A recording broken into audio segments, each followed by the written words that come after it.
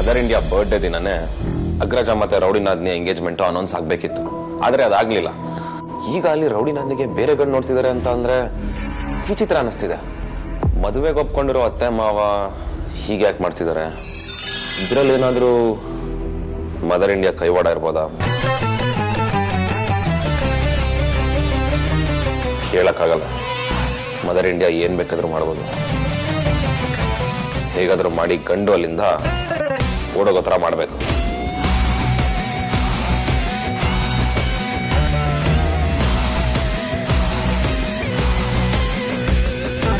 ನಮ್ ಹಳೆ ಮುದ್ಕಿ ಬಜಾರಿನೇ ಏನು ರೌಡಿನೇ. ಆದ್ರೆ ಅವಳು ಇಷ್ಟೆಲ್ಲ ಕೋಪ ಮಾಡ್ಕೊಂಡಿದ್ದು ನಾನು ಯಾವತ್ತೂ ನೋಡೇ ಇಲ್ಲ. ಕುದಿತಾ ಇದ್ಲು. ಹೌದಕ್ಕ, ಅವಳನ್ನ ಮಾತಾಡ್ಸಿದ್ರೆ ಎಲ್ಲಿ ಅವಳ ಕೋಪ ನನ್ ಮೇಲೆ ತಿರುಗಿ ನನ್ ಮೂತಿಗೆ ಗುದ್ಬಿಡ್ತಾಳು ಅಂತ ಭಯ ಆಗ್ಬಿಟ್ಟಿತ್ತು. ಅವಳು ಯಾವ್ದೋ ವಿಚಾರನ ತುಂಬಾ ಮನ್ಸಿಗೆ ಹಚ್ಕೊಂಡಿದ್ದಾಳೆ ಕಣೆ. ಅದನ್ನ ಹೇಳೋಕ್ಕೂ ಆಗ್ತಿಲ್ಲ, ನುಂಗೋಕ್ಕೂ ಆಗ್ತಿಲ್ಲ. ಪಾಪ ಕಣೆ ಅವಳು. ಒಂದ್ ಕೆಲ್ಸ ಮಾಡು, ನೀನ್ ಚಿಕ್ಕೋಳಲ್ವಾ, ಬೇಡ ಅಂದ್ರು ನಿನ್ ಮೇಲೆ ಒಂದ್ ಸಣ್ಣ ಸಿಂಪತಿ ಇರುತ್ತೆ. ಅದಕ್ಕೆ ನೀನು ಅಮ್ಮು ಅಕ್ಕ ಹತ್ರ ಹೋಗಿ ಯಾಕೆ ಕೋಪ ಮಾಡ್ಕೊಂಡಿದ್ಯಾ ಅಂತ ಪೂಸಿ ಹೊಡೆದು ವಿಚಾರಿಸು. ಆಹಾ ಅಮ್ಮಣ್ಣಿ, ಇಂಥ ನಾಟಕ ಎಲ್ಲ ನನ್ನ ಹತ್ರ ಇಟ್ಕೋಬೇಡ. ಅವಳು ಕೋಪ ಬಂದಾಗ ಸಣ್ಣವಳು ದೊಡ್ಡವಳು ಅಂತ ನೋಡಲ್ಲ. ಅವಳ ಕೈಯಲ್ಲಿ ನಾನ್ ಬೈಸ್ಕೊಳ್ಳೋದಪ್ಪ. ಒಳ್ಳೆ ಕತೆ ಆಯ್ತಲ್ಲ ನಿಂದು. ಒಂದ್ ಮಾತು ಬೈಸ್ಕೊಂಡ್ಬಿಟ್ರೆ ಏನಾಯ್ತು? ಅವಳು ನಿನ್ ಅಕ್ಕ ಅಲ್ವಾ, ನಿಂಗೋಸ್ಕರ ಎಷ್ಟೆಲ್ಲ ಮಾಡಿದಾಳೆ. ಅವಳು ಬೇಜಾರಲ್ಲಿದ್ದಾಗ ಒಂದ್ ಮಾತು ವಿಚಾರಿಸೋದ್ರಲ್ಲಿ ಏನ್ ತಪ್ಪಿದೆ? ತಪ್ಪು ಅಂತ ನಾನೆಲ್ಲ ಹೇಳ್ದೆ. ಅಷ್ಟಕ್ಕೂ ನಿಂಗೂ ಅಕ್ಕ ತಾನೆ, ಅವಳು ನಿಂಗೋಸ್ಕರ ಎಷ್ಟೆಲ್ಲ ಮಾಡಿದಾಳೆ. ಮಾತಿಗೆ ಮಾತು ಬೆಳೆಸ್ಬೇಡ, ಸುಮ್ನೆ ಹೇಳ್ದಷ್ಟು ಕೇಳು. ಹುಲಿ ಬೋನ್ಗೆ ನನ್ನ ತಳ್ಳಿ ಮಜಾ ತಗೋಬೇಕು ಅಂತ ನೋಡ್ತಾ ಇದ್ಯಾ? ಇದ್ಯಾಕೋ ಓವರ್ ಆಯ್ತು ಕಣೆ. ಕಂಡೀಷನ್ ಅರ್ಥ ಮಾಡ್ಕೊಳ್ಳಲ್ಲ ಅಂತೀಯಲ್ಲ ನೀನು. ಚೈಲ್ಡ್ ತರ ಆಡ್ಬೇಡ. ನಾನು ಸೀರಿಯಸ್ ಆಗಿ ಹೇಳ್ತಾ ಇದ್ದೀನಿ. ನೀನ್ ಹೋಗಿ ಅವಳನ್ನ ವಿಚಾರಿಸಿದ್ರೆ ಅವಳು ಖಂಡಿತ ನಿನ್ ಮೇಲೆ ರೇಗಲ್ಲ. ಹೆಚ್ಚಂದ್ರೆ ಅಂಜು ನಂಗೆ ಮೂಡಿಲ್ಲ, ಮಾತಾಡ್ಸ್ಬೇಡ ಅಂತಾಳಷ್ಟೇ. ಅದನ್ನ ನೀನೇ ಮಾಡ್ಬೋದಲ್ವಾ? ಮತ್ತೆ ಅದನ್ನೇ ಹೇಳ್ತೀಯಲ್ಲೇ. ನಾನ್ ಮಾತಾಡ್ಸೋಣ ಅಂತಾನೆ ಅನ್ಕೊಂಡೆ, ಆದ್ರೆ ನನ್ ವಿಚಾರದಲ್ಲಿ ಅವಳು ಅಷ್ಟೇ ಹೇಳಲ್ಲ, ಏನೋ ಬಾಯಿಗೆ ಬಂದಿದ್ ಮಾತಾಡ್ಬಿಡ್ತಾಳೆ. ಅದಕ್ಕೆ ನಾನೇನೋ ಹೇಳ್ತೀನಿ, ಅವಳಿಗೆ ಇನ್ನ ಸುರಿಯುತ್ತೆ. ಆಮೇಲೆ ನನ್ ಜುಟ್ಟು ಹಿಡ್ದು ಬೆನ್ ಬಗ್ಸ್ ಗುತ್ತಾಳೆ. ಮೊದ್ಲೇ ಅವಳು ನೋವಲ್ಲಿದ್ದಾಳೆ ಕಣೆ. ನಾನೇನೋ ಹೇಳಕ್ ಹೋಗಿ ಅವಳು ಇನ್ನೊಂದೇನೋ ಅರ್ಥ ಮಾಡ್ಕೊಂಡು ಬೇಜಾರ್ ಮಾಡೋದು ನಂಗೆ ಇಷ್ಟ ಇಲ್ಲ.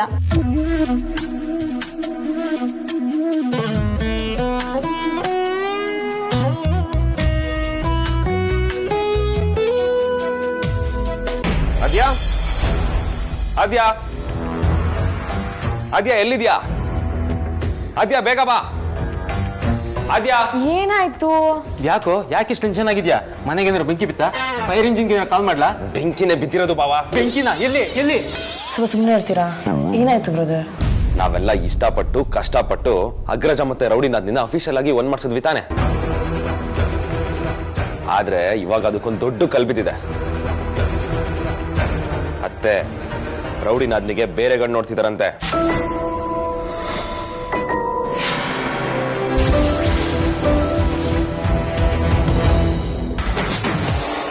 ಏನೋ ಹೇಳ್ತಾ ಇದೀಯ ನೀನು? ನಂಬೋದಕ್ಕಾಗ್ತಿಲ್ಲ ಅಲ್ವಾ? ನನಗೂ ಇಷ್ಟೇ ಶಾಕ್ ಆಯ್ತು, ಆದ್ರೆ ಇದು ಸತ್ಯ. ನಾನ್ ನಂಬಲ್ಲ. ಚಿಕ್ಕಮ್ಮ ಯಾಕೆ ಹಾಗೆ ಮಾಡ್ತಾರೆ? ಎಲ್ಲ ಅವರೆದುರಿಗೆ ನಡೆದಿರೋದು. ಅವರೇ ವೇದಾಂತ ಅವ್ರನ್ನ ಒಪ್ಕೊಂಡಿದಾರಲ್ವಾ? ಅಲ್ಲೇ ಬಾಬಾ ಟ್ವಿಸ್ಟ್ ಇರೋದು. ಯಾಕೆ ಏನು ಎತ್ತ ಅಂತ ಇನ್ನೂ ನನಗೂ ಗೊತ್ತಾಗಿಲ್ಲ. ಆದ್ರೆ ವಿಷಯ ಇದೇನೆ, ಇದು ಸತ್ಯನೇ. ಇವಾಗ ಏನ್ ಮಾಡೋದು ಬ್ರದರ್? ನನಗೂ ಏನ್ ಮಾಡ್ಬೇಕು ಅಂತ ಗೊತ್ತಾಗ್ತಿಲ್ಲ. ಆದ್ರೆ ಮೊದಲು ಈ ವಿಷಯನ ಅಗ್ರಜನ್ ತಿಳಿಸ್ಬೇಕು. ಹೌದೌದು, ಮೊದಲು ವೇದಾಂತ್ ಈ ವಿಷಯ ಹೇಳಲೇಬೇಕು. ಬನ್ನಿ.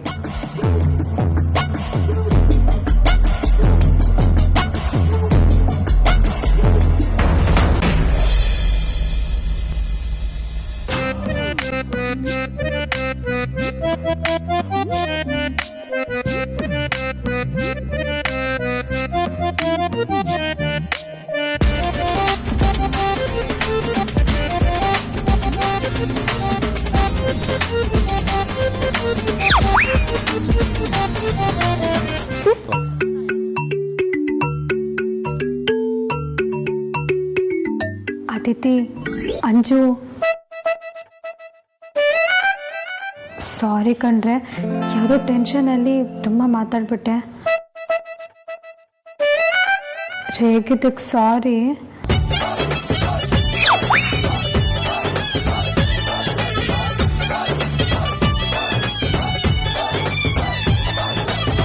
ಸಾರಿ ಅಂತ ಹೇಳ್ತಿದ್ದೀನಲ್ರೆ ಮತ್ತೆ ಯಾವತ್ತೂ ಈ ಥರ ರಿಪೀಟ್ ಆಗಲ್ಲ ಆಯ್ತಾ ಯಾರ್ದೋ ಕೋಪನ ನಿಮ್ಮಲ್ಲಿ ತೋರಿಸ್ಕೊಂಡ್ಬಿಟ್ಟೆ ಸಾರಿ ಸಾರಿ ಸಾರಿ ಪಕ್ಕನಾ 200% ಪಕ್ಕ ಹಾಗಿದ್ರೆ ನೀನ್ ಫೈನ್ ಕಟ್ಬೇಕು. ಫೈನಾ? ಸರಿ ಸರಿ ಆಯ್ತು, ನಾಳೆ ನಿಮಗೆ ಪಾನಿಪುರಿ ಕೊಡ್ಸ್ಬೇಕಷ್ಟೇ ತಾನೇ?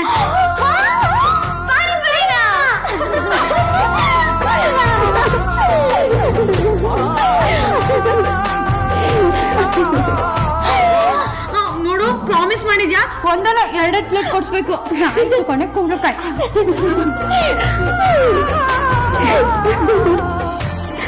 ನನಗೆ ಗೊತ್ತಾರ ರೇಗಿದ್ದಕ್ಕೆ ಬೇಜಾರಾಯ್ತಾ? ಅಯ್ಯೋ ಅಷ್ಟೆಲ್ಲ ಸೀನ್ ಇಲ್ಲಮ್ಮ, ಪಾನಿಪುರಿಗೋಸ್ಕರ ಸುಮ್ಮನೆ ಡೌ ಮಾಡಿದ್ದೆ. ನಾನೇನ್ ನಿಂತರ ಶಿಲಾಯುಗದ ಕಾಲದ ಹಳೆ ಮುದ್ಕಿ ಅನ್ಕೊಂಡ್ಯಾ? ನಿಜವಾಗ್ಲೂ ಬೇಜಾರಾಗಿಲ್ವಾ ನಿಮ್ಗೆ? ಅವ್ರು ಸುಳ್ಳು ಹೇಳ್ತಿದ್ದಳಕ್ಕ, ನಮ್ಗೆ ಬೇಜಾರಾಗಿದ್ ನಿಜಾನೇ. ಆದ್ರೆ ನಿನ್ ಮೇಲಲ್ಲ ಕಣೆ. ಮತ್ತೆ ನೀನ್ ಇಷ್ಟೊಂದು ಫ್ರಸ್ಟ್ರೇಟ್ ಆಗಿರೋದು ನಾವ್ ಯಾವತ್ತೂ ನೋಡೇ ಇಲ್ಲ. ನೀನ್ ಇಷ್ಟೊಂದು ರಾಂಗ್ ಆಗಿದ್ಯಾ ಅಂದ್ರೆ ನಮ್ಮ ಹತ್ರ ಏನೋ ಹೇಳ್ಕೊಳಕ್ ಆಗದೆ ಇರೋದನ್ನ ಮನ್ಸಲ್ಲೇ ಇಟ್ಕೊಂಡಿದ್ಯಾ. ನೀನ್ ಈ ಪರಿಸ್ಥಿತಿ ನೋಡಿ ನಮಗ್ ಬೇಜಾರಾಯ್ತು. ಯಾಕಕ್ಕ ನಿನ್ ಮದ್ವೆ ಬಗ್ಗೆ ತಮಾಷೆ ಮಾಡ್ತಿದ್ದಂಗೆ ರೇಗ್ಬಿಟ್ಟೆ? ಏನ್ ವಿಷಯನಕ್ಕ?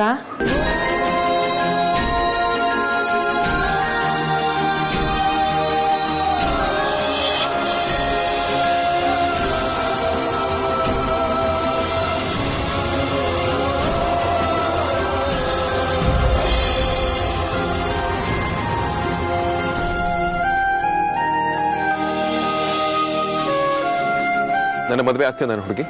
Yes, yes, yes, yes, yes.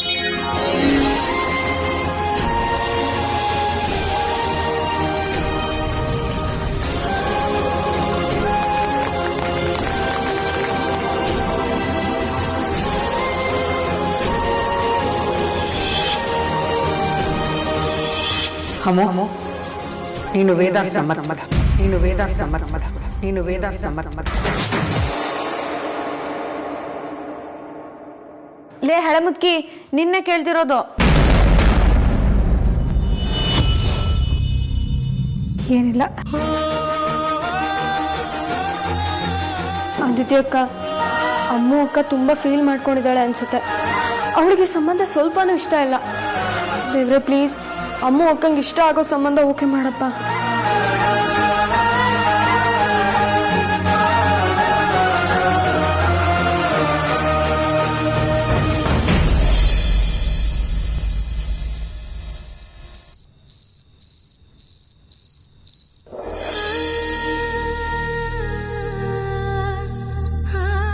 ಅಮ್ಮು,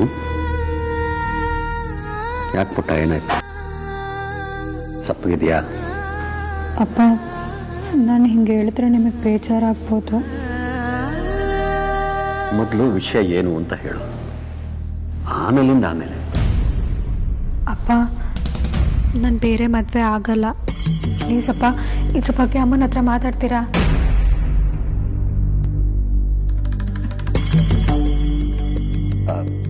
ಏನು ಮದ್ವೆ ಬೇಡವಾ? ಒಳ್ಳೆ ಸಂಬಂಧ ಬಂದಿದೆ, ಹುಡುಗನ ವಿದ್ಯಾರ್ಹತೆ ಆದಾಯ ಎಲ್ಲ ಚೆನ್ನಾಗೇ ಇದೆ, ಯಾವ ಕೊರತೆನೂ ಇಲ್ಲ. ಅಪ್ಪ, ಅದ್ಯಾವುದ್ರಿಂದನೂ ನಾನು ಖುಷಿಯಾಗಿರೋಕ್ಕಾಗಲ್ಲ ಅಲ್ವಾ? ವ್ಯಕ್ತಿ ಏನು ಮಾಡ್ತಾನೆ, ಎಷ್ಟು ದುಡಿತಾನೆ ಅನ್ನೋದೇ ಆತನ ಹೆಗ್ಳಿಕೆ ಅಲ್ಲ ಅಂತ ನೀವೇ ಹೇಳ್ತಿದ್ರಲ್ವಪ್ಪ.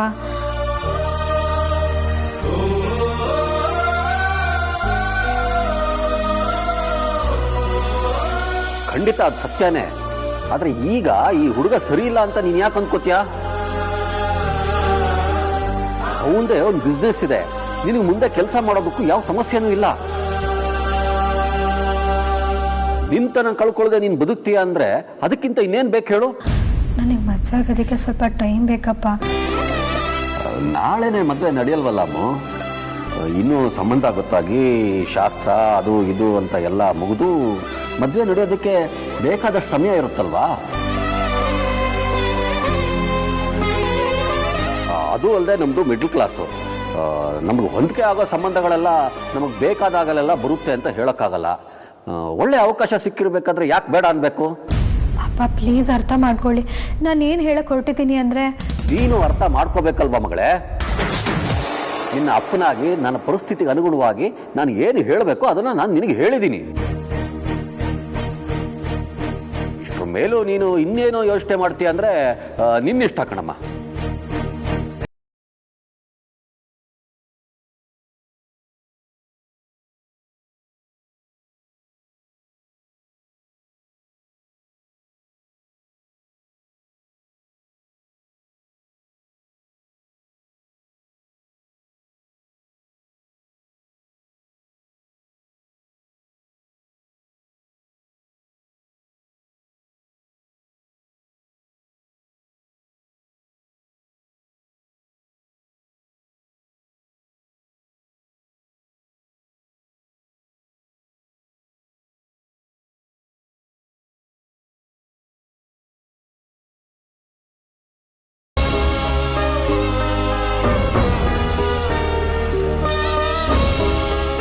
ನಮ್ಮದು ಮಿಡಲ್ ಕ್ಲಾಸು, ಅದರಲ್ಲಿ ಯಾವಾಗಲೂ ದುಡ್ಡಿಂದ ಸಮಸ್ಯೆ, ದುಡ್ಡಿಂದ ಮಾತು. ಆದರೆ ನನಗೂ ಒಂದು ಭಾವನೆ ಅಂತ ಇರುತ್ತಲ್ವಪ್ಪ, ಅದನ್ನು ತೀರಾ ಅಲಕ್ಷ್ಯ ಮಾಡೋಕ್ಕೂ ಆಗಲ್ಲ ಅಲ್ವಾ. ನನ್ನ ಜೀವನದ ಬಗ್ಗೆ ನನಗೂ ಒಂದು ಆಯ್ಕೆ ಅಂತ ಇರಬೇಕಲ್ವಪ್ಪ. ಯಾರೋ ಬಂದು ಮದುವೆ ಆಗ್ತೀನಿ ಅಂದ ತಕ್ಷಣ ತಾಳಿ ಕಟ್ಸ್ಕೊಂಡ್ಬಿಡೋಕ್ಕಾಗುತ್ತಾ ಹೇಳಿ? ಯಾಕೆ ಹಾಗೆ ಮಾಡು ಅಂತ ಹೇಳಿದ್ದು? ನಾಳೆ ಬರೋ ಹುಡುಗ ನಿನ್ನನ್ನು ನೋಡೋದಕ್ಕೆ ಬರ್ತಾ ಇದ್ದಾನಷ್ಟೇ. ನಾಳೆನೇ ನಿನ್ನ ಮದುವೆ ಅಲ್ಲ. ಅವನು ಮೊದಲು ಬಂದು ನೋಡ್ಕೊಂಡು ಹೋಗಲಿ, ಆಮೇಲೆ ನಾನು ಅಮ್ಮನ ಜೊತೆ ಮಾತಾಡ್ತೀನಿ.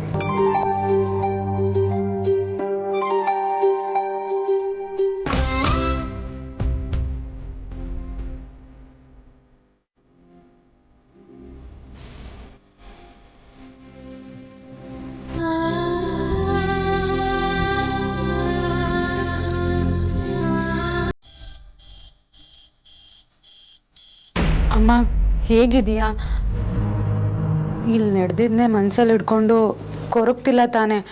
ಸರಿಯಾಗಿ ನಿದ್ದೆ ಮಾಡ್ತಿದ್ಯಾ ಅಲ್ವಾ? ಅದೆಲ್ಲ ಏನು ಸಮಸ್ಯೆ ಇಲ್ಲ ಆರ್ತಿ. ಒಂದು ಮುಖ್ಯವಾದ ವಿಷಯ ಹೇಳೋಣ ಅಂತ ಫೋನ್ ಮಾಡಿದೆ. ಹೇಳಮ್ಮ. ಅದು ನಮ್ಮ ಅಮ್ಮಗೆ ಬೇರೆ ಗಂಡು ನೋಡ್ತಾ ಇದ್ದೀವಿ.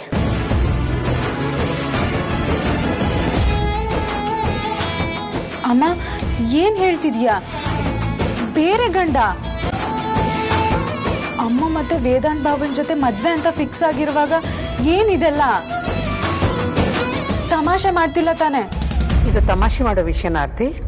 ಮತ್ ಯಾಕಮ್ಮ ಈಗ ಹೇಳ್ತಿದ್ಯಾ? ಏನಾಯ್ತು? ಏನಿದೆಲ್ಲ? ಯಾಕೆ, ಏನು, ಎತ್ತ ಅಂತ ನಿನಗೆ ಮುಂದೆ ಗೊತ್ತಾಗುತ್ತೆ. ವೇದಾಂತ್ ಅಮ್ಮ ಮದುವೆ ಆಗದೆ ಇರೋ ವಿಷಯ.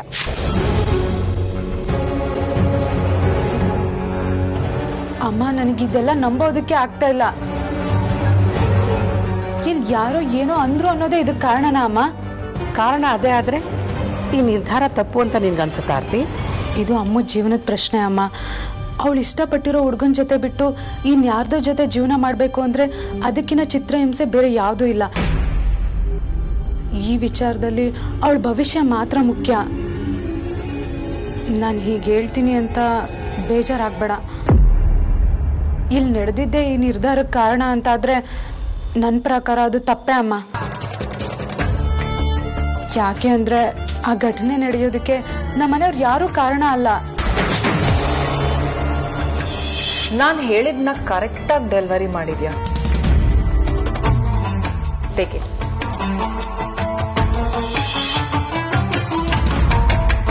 ಏಟ್ ನಿನಗ್ ಬಿದ್ರು ಗಾಯ ಎಲ್ಲಾಗಬೇಕೋ ಅಲ್ಲಿ ಜೋರಾಗೇ ಆಗಿರುತ್ತೆ.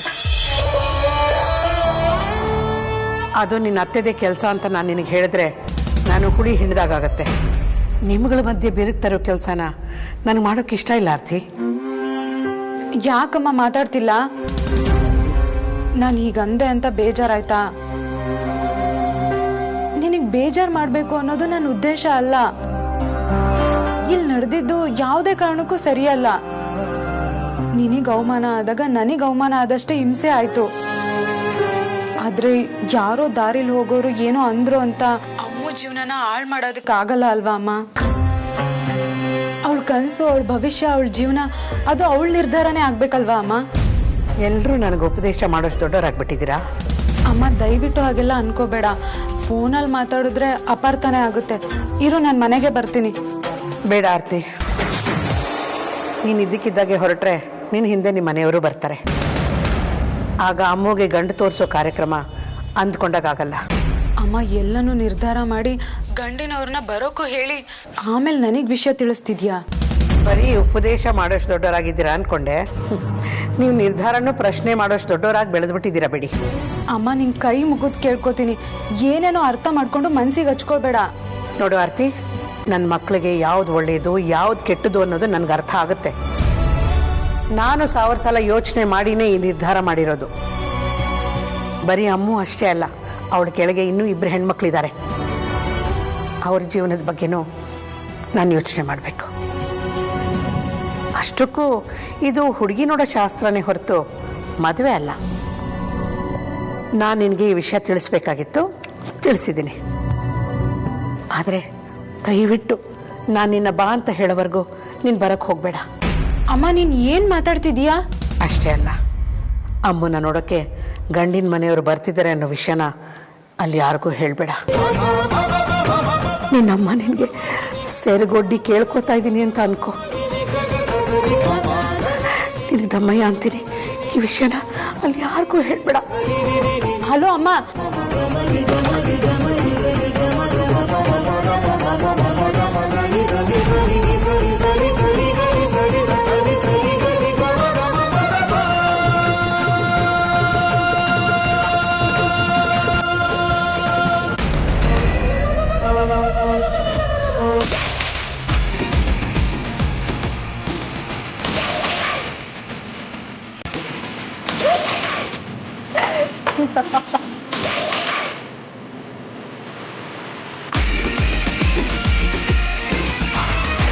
ಅಯ್ಯೋ ಪರಮಾನಂದ, ಆ ಗಂಡು ಬೀರಿನ ನೋಡಕ್ಕೆ ಗಂಡಿನ ಕಡೆಯವ್ರು ಬರ್ತಾ ಇದಾರಂತೆ.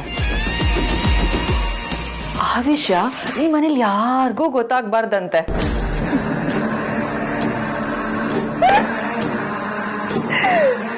ಆ ಬಕ್ರಗಳಿಗೇನ್ ಗೊತ್ತು ಆ ಗಂಡನ್ ಕಳ್ಸಿರೋದು ನಾನೇ ಅಂತ. ಸರಿಯಾದ ಡೋಸ್ ಕೊಟ್ಟಿದ್ಯಾ ಸಿಸ್ಟರ್?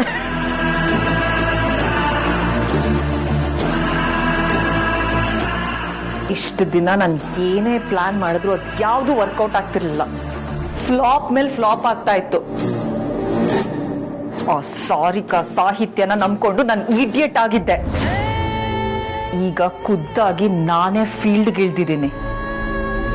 ಇನ್ನೇನಿದ್ರು ನಾನ್ ನಗ್ತೀನಿ, ಆ ದರಿದ್ರದವ್ರು ಅಳ್ತಾರೆ.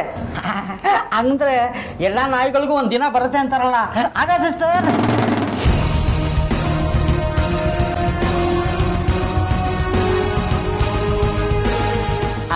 ಅದೇನೋ every dog as A one day ಅಂತಾರಲ್ಲ, ಅದಕ್ಕೆ ಹೇಳಿ ಸಿಸ್ಟರ್. ಸಾರಿ. ಆದ್ರೆ ಈ ವಿಷಯ ವೇದಾಂತಿಗೆ ಗೊತ್ತಾಗದೇ ಇರೋ ಥರ ನೋಡ್ಕೊ. ಅವನಿಗೇನಾದ್ರೂ ಗೊತ್ತಾದ್ರೆ ಮತ್ತೆ ನಿಂದು ಫ್ಲಾಪ್ ಶೋನೇ.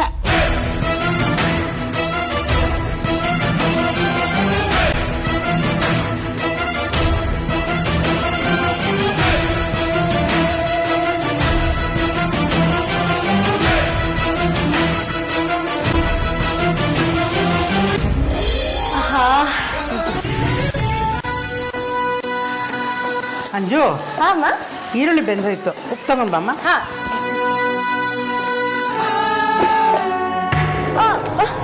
ಅಯ್ಯೋ ಅಮ್ಮ, ಉಪ್ಪು ಖಾಲಿ ಆಗ್ಬಿಟ್ಟಿದೆ. ಯಾಕೆ ಕಿರ್ಚ್ಕೋತಾ ಇದೆಯಾ? ಅಲ್ಲೇ ಶೆಲ್ಫಲ್ಲಿ ಆಶೀರ್ವಾದ ಉಪ್ಪಿಂದು ಹೊಸ ಪ್ಯಾಕೆಟ್ ಇದೆ, ತಗೊಂಡ್ ಬಾ.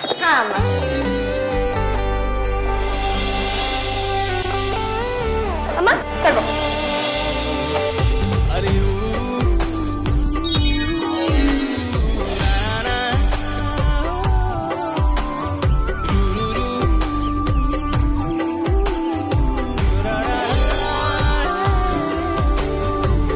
ಅಮ್ಮ, ನಾವ್ ಯಾವಾಗ್ಲೂ ಯಾಕೆ ಆಶೀರ್ವಾದ ಉಪ್ಪನ್ನೇ ಬಳಸ್ತೀವಿ? ಇದ್ರಲ್ಲಿ ಏನಾದ್ರೂ ಸ್ಪೆಷಾಲಿಟಿ ಇದೆಯಾ? ಅಂಜು, ಈ ಆಶೀರ್ವಾದ ಉಪ್ಪು 4 ಉತ್ಕೃಷ್ಟ ಹಂತಗಳಲ್ಲಿ ತಯಾರಾಗುತ್ತೆ. 3 ವಾರಗಳ ಕಾಲ ಆವಿಯಾಗೋದಕ್ಕಿಡ್ತಾರೆ.